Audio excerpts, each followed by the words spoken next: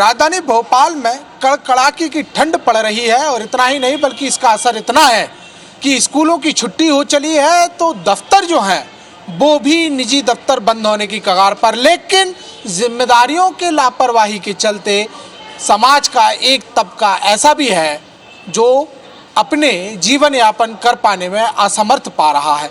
हम आपको दिखाते हैं तस्वीरें, आखिर वो कौन सा तबका है। कि हम फिलहाल मौजूद हैं नादरा बस स्टैंड पर और यहाँ हम देख सकते हैं कि लोग जो हैं वो नीचे सोने के लिए मजबूर हैं। मजबूर जिंदगियां हैं, लेकिन गलती इनकी नहीं है, गलती इस बात की है कि जो व्यवस्थाएं सरकार को देनी चाहिए थी वो व्यवस्थाएं इनको दिखाई नहीं देती।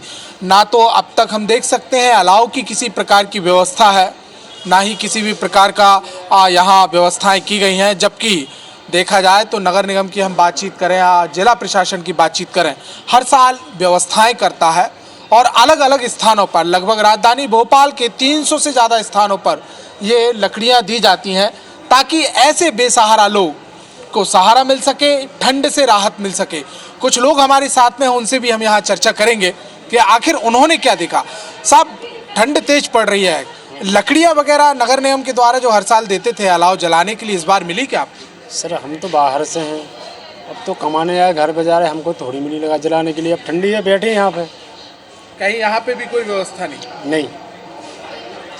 साहब, आप क्या कहेंगे कि जिस प्रकार से ठंड जो है लगातार बढ़ रही है, कोई व्यवस्थाएं आपको मिलती हैं, कोई कुछ राहत के काम आपको दिखाई दिए? नहीं, अभी यात्रियों को क्या मालूम पड़ेगा यहाँ के मिलते हैं कि नहीं मिलते। बाहर से जो लोग आ रहे हैं सार्वजनिक स्थानों तो सार्वजनिक स्थानों पर अगर होती कहीं तो अग्नि का विस्तार होता, यहाँ जल रही होती अग्नि, होती कहीं तो अग्नि का विस्तार होता, यहाँ जल रही होती अग्नि, तो वहाँ देख के ठंडी का आराम लेते।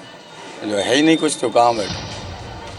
तो ये हालात जो है वो साफ तौर पर बयां करते हैं। लोगों का भी यहाँ कहना है कि किसी भी प्रकार की कोई व्यवस्थाएं नहीं की गई है। कहने के लिए एक बड़ा छोटा शब्द है अलाव, लेकिन जो गरीबों की बातचीत करें तो सबसे बड़ी राहत का कारण बन जाता है।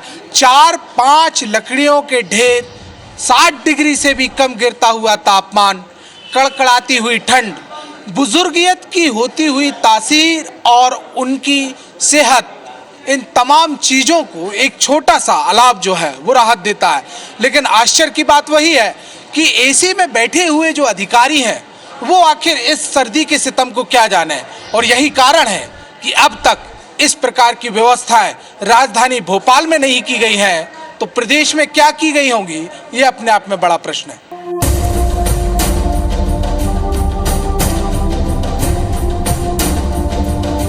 साठ डिग्री से भी नीचा खिसकता हुआ पारा और जमा देने वाली ठंड, ऐसे में गरीबों के लिए सबसे बड़ी राहत की अगर हम बातचीत करते हैं तो सरकारी आश्रय स्थल होते हैं जिनका संचालन नगर निगम करता है। और हम आपको जो तस्वीर बता रहे हैं ये उस आश्रय स्थल की है जो खुद बेआसरा नजर आता है। क्यों और किस लिए, उसकी तस्वीर अब हम आपको दिखा रहे हैं कि ये आश्रय स्थल है जहां पर कुछ रुपयों के आधार पर एक रात गुजारने के लिए कंबल, बेड, तकिए, तमाम सुविधाएं, थोड़ा बहुत अलाव और कहीं कहीं तो हीटर जैसी व्यवस्थाओं की भी दावे किए जाते हैं। लेकिन आपके सामने व्यवस्थाओं की पोल खोलती हुई तस्वीरें सामने है। ये आश्रय स्थल है जहां पर बेड तक नहीं खोले गए हैं। ऊपर हम देख सकते हैं कि कार्यालय नगर निगम भोपाल, दीनदयाल अंत्योदय योजना, राष्ट्रीय शहरी आजीविका मिशन, सामुदायिक आश्रय केंद्र जोन क्रमांक 4 नादरा बस स्टैंड के पास भोपाल। खूब लिखा गया है लेकिन कोई अधिकारी आपको यहाँ पर दिखाई नहीं देगा। एक चेयर रखी है, यहाँ तक कि चौकीदार तक नहीं है। ये आज जो स्थितियां हैं जो साफ तौर पर पोल खोलती हुई दिखाई देती हैं कि किस प्रकार के हालात हैं।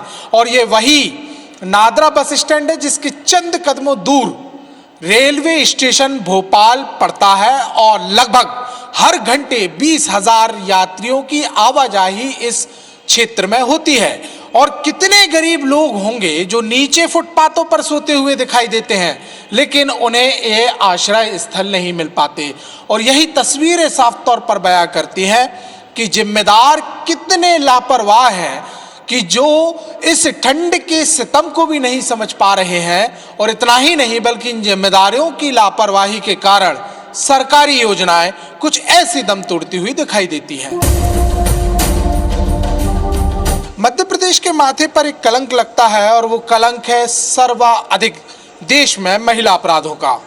और ये इस बात की गवाही देता है कि सबसे ज़्यादा जो अपराध होते हैं वो कहीं ना कहीं सड़कों पर होते हैं, मजबूरों के साथ होते हैं, गरीबों के साथ होते हैं। और आखिर हो भी क्यों ना, इसकी भी एक बड़ी वजह हमारे सामने आती है। हम फिलहाल मौजूद हैं, ये राजधानी भोपाल का महिला आश्रय स्थल है।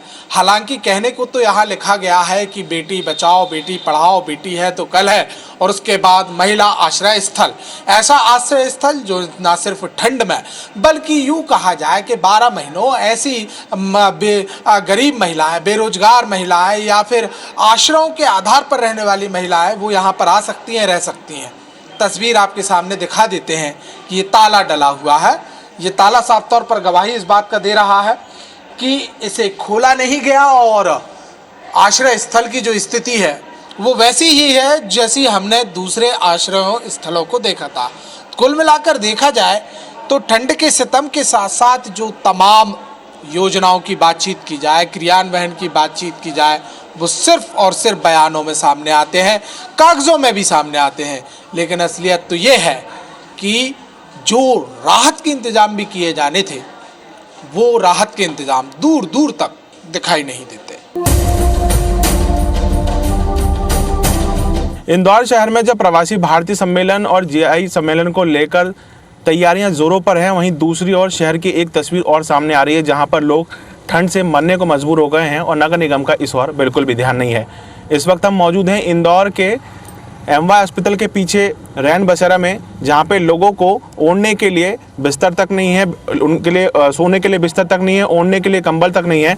लोग कैसे तैसे यहाँ वहाँ से लकड़ियाँ इकट्ठा करके इंदौर शहर में न्यूनतम तापमान जो है वो 8 डिग्री जा पहुँचा है। और ये वे सभी लोग हैं जो अपने किसी न किसी परिवार के व्यक्ति को एमवाय अस्पताल में इलाज के लिए लेके आए हैं। इन लोगों से जब हमने जानने की कोशिश की है तो अब बारी बारी से हम पहले बात करते हैं कि वो जब रैन बसेरा में पे यहाँ पर आकर रुके हैं तो कैसी व्यवस्था है। फिलहाल उन्होंने ये लकड़ियाँ जो हैं, आसपास का ये छोटा सा जो जंगल है, यहाँ से उन्होंने ये लकड़ियाँ उठाई है और फिर ये ठंड से बचने का प्रयास कर रहे हैं। भैया, क्या रैन बसेरा की क्या स्थिति है अभी, आप बताएं। कुछ भी नहीं है साहब, एक साल है जिसमें रात गुजारा कर रहा है, आग पे बैठा है और कोई व्यवस्था नहीं है हमारे। बाबूजी आपको क्या रैन बसेरा में कुछ बिस्तर दिया गया या कुछ नहीं दिया साहब हमके लिए, वैसे ही पड़ा मरीज के लिए एक गद्दा देता है, बस पलंग भी नहीं देते हैं। दीदी, आप यहाँ पर आए हैं परिवार के साथ में, क्या स्थिति देख रहे हैं आप? अभी ठंड जो है यहाँ पर 8 डिग्री तक सेल्सियस तक चले गया है और ठंड काफ़ी कड़ाके की ठंड पड़ रही है, हालात यहाँ पे ख़राब है। हाँ भैया है खराब। कल हमने वहाँ रात गुजारा रोड पे, बाहर काटी रात, और एक कम्बल लाए तो एक कम्बल से क्या ठंड संभल रहा है भैया।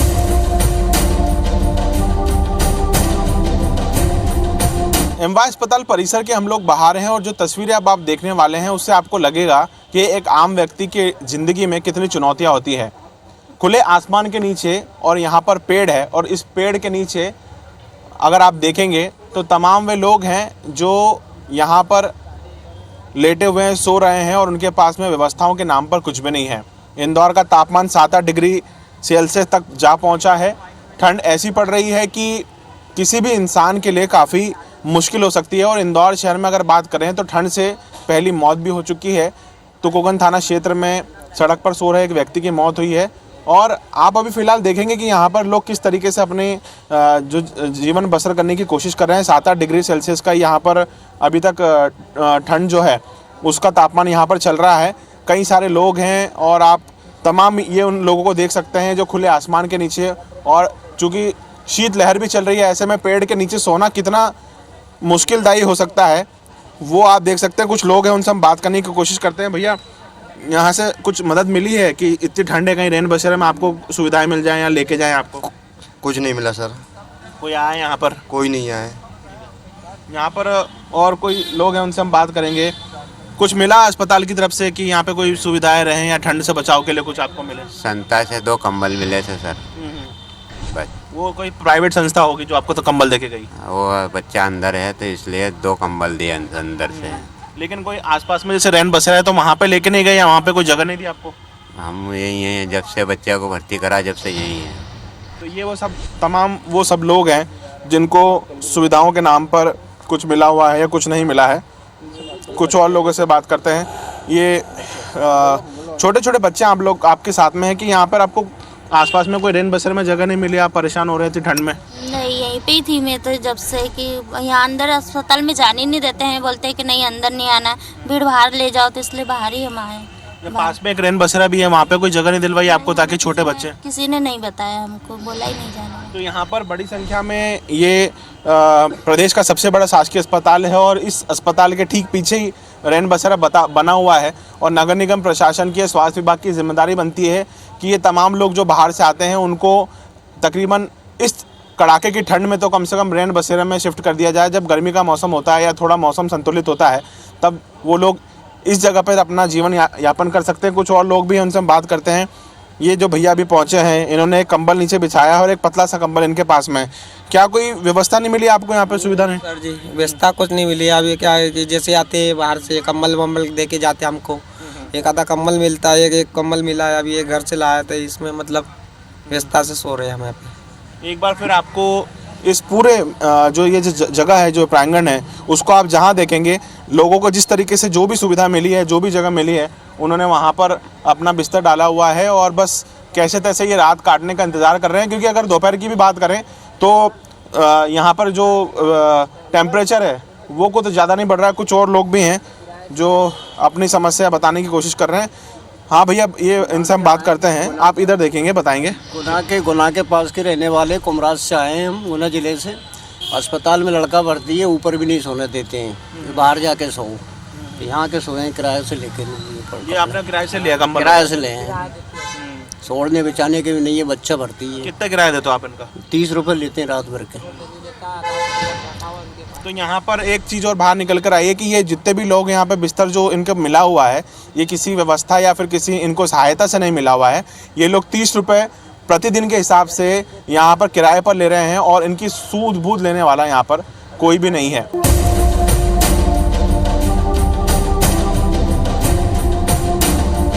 अभी तक हमने एमवाय अस्पताल के बाहर की स्थितियां देखी है, जहां पर लोगों को जो मूलभूत सुविधाएं थी या फिर उन्हें बात करें ओढ़ने के लिए बिस्तर नहीं मिल पा रहे थे। लेकिन अभी फ़िलहाल हम पहुंचे हैं एमवाय अस्पताल परिसर के ठीक नगर निगम द्वारा और मध्य प्रदेश सरकार द्वारा संचालित किए जाने वाला रैन बसेरा, और इसके रियलिटी चेक में हम अंदर जाकर देखने का प्रयास करेंगे कि फ़िलहाल अंदर किस प्रकार की व्यवस्थाएँ हैं और किस तरह की व्यवस्थाएँ जो हैं आम लोगों को दी गई है जो कि रैन बसेरा के अंदर रुकने के लिए आते हैं। फ़िलहाल हम लोग यहाँ पहुँचे हैं तो जो स्थितियाँ हैं फ़िलहाल उससे तो ये स्पष्ट हो रहा है कि उन्हें जो रज़ाई है और जो कंबल हैं वो व्यवस्थित तरीके से यहाँ पर दिए हुए हैं। अभी ये पहला ही कमरा है जहाँ पर हम एंटर हुए हैं, ये संचालक कक्ष बताया जा रहा है और जो भी लोग आते हैं उनकी एंट्री यहाँ पर प्रॉपर तरीके से रजिस्टर में होती है। अब अंदर की ओर चलते हैं और देखते हैं कि रैन बसेरा में से कैसी स्थिति है। स्थिति वैसे तो यहाँ पर काफ़ी साफ़ सुथरी है, लोगों को प्रॉपर तरीके से यहाँ पर व्यवस्थित तरीके से कंबल दिए गए हैं। जो यहाँ पर लोग रुकने के लिए आए हैं उन्हें बिस्तर, साफ़ सुथरे बिस्तर अभी फ़िलहाल की जो स्थिति है उसमें नज़र आ रहे हैं। और लोग यहाँ पर जो रुकने के लिए आए हैं उनसे पूछते हैं कि यहाँ पर व्यवस्थाएं कैसी हैं रैन बसेरा की। भैया, आप रुकने आए हैं रैन बसेरा में, कैसी व्यवस्था है यहाँ पर? व्यवस्था बहुत बढ़िया है साहब, यहाँ की बहुत अच्छी सफाई है, किसी तरह की कोई परेशानी नहीं। आपको कंबल और जो बेसिक सुविधाएं वो सब मिल रही हैं? सब मिल रही है साहब, बहुत बढ़िया है, इतनी घर पे भी नहीं मिलती इतनी यहाँ पे मिल रही है। क्या बोलेंगे आप, व्यवस्थाएं कैसी, दुरुस्त व्यवस्था है? सही है, बढ़िया बढ़िया व्यवस्था मिल रही है, सही काम है। जिस तरीके से ठंड पड़ रही है अगर कंबल ज़्यादा लगता है तो दे रहे हैं यहाँ पे? हाँ ना, सही है, जो कम ठीक तो है। यहाँ आप देखेंगे कि जितने भी लोग हैं वो यहाँ की व्यवस्थाओं से संतुष्ट हैं। इस रैन बसेरा की बाहर की जो व्यवस्था है वो इतनी दुरुस्त नहीं है। वहाँ पर लोग जो हैं उनको काफ़ी समस्याओं का सामना करना पड़ रहा है, उन्हें ओढ़ने के लिए कंबल, सोने के लिए बिस्तर नहीं मिल रहा है। लेकिन यहाँ पर आप देख रहे हैं कि जितने भी लोग हैं उन्हें व्यवस्थित तरीके से कंबल बिस्तर मिले हैं और लोग भी हमारे साथ में हैं। आप उनसे पूछते हैं कैसी व्यवस्था है रैन बसेरा की? सब अच्छी व्यवस्था है, सब बढ़िया, ठीक है, सब पूरे घर जैसी व्यवस्था मिल रही है। अभी कहाँ के रहने वाले हैं आप? अपने हरदा जिले के। अच्छा, यहाँ इंदौर किस काम से आए थे? हम काम करने आए थे। अच्छा, काम करने। आप भी भैया? जी, हम खरगोन जिले से हैं सर। खरगोन जिले से जी। व्यवस्थाएं ठीक हैं यहाँ की? बिल्कुल घर जैसी व्यवस्था सर, कोई दिक्कत नहीं, भोजन भी मिल रहा है सर। भोजन मिल रहा है जी, अभी भोजन करा जी। तो ये रैन बसेरा में रुकने वाले लोग हैं जो यहाँ पर व्यवस्थाओं को काफ़ी दुरुस्त बता रहे हैं। काफ़ी अच्छी व्यवस्थाएं हैं, लोगों को भोजन साफ मिल रहा है, शुद्ध भोजन मिल रहा है, ओढ़ने के लिए कंबल मिल रहा है। और इंदौर की अगर हम बात करेंगे तो इंदौर का जो टेम्परेचर है वो 7 से 8 डिग्री टेम्परेचर बना हुआ है। और ऐसे में जब बाहर की ओर की हम बात करते हैं या फिर रैन बसेरा के बाहर की तस्वीर की बात करते हैं तो वहाँ पर लोगों का जीवन यापन करना काफ़ी।